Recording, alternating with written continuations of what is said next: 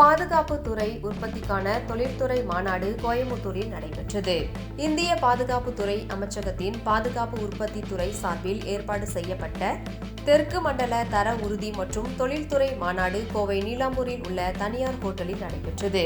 இந்த நிகழ்வில் சிறப்பு விருந்தினர்களாக பாதுகாப்பு உற்பத்தி துறை இணை செயலாளர் கரிமா பகத், கப்பல் படை அதிகாரி இக்பால் சிங் கிரேவால் ஆகியோர் கலந்து கொண்டு ஆத்ம நிர்பார் திட்டத்தின் கீழ் உள்நாட்டு உற்பத்தியை பெருக்குவதன் அவசியத்தை எடுத்துரைத்தனர்.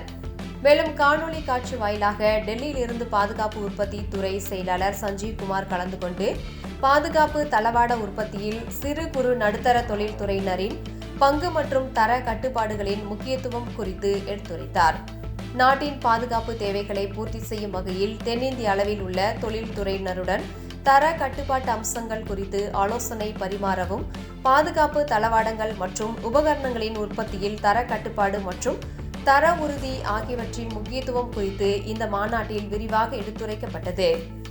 இதில் பாதுகாப்பு உற்பத்தி துறை மற்றும் தெற்கு மண்டலத்தை சேர்ந்த தொழில்துறை வல்லுநர்கள், தயாரிப்பாளர்கள், தர கட்டுப்பாட்டு அதிகாரிகள் மற்றும் அரசு அதிகாரிகள் உள்பட பலரும் பங்கேற்றனர்.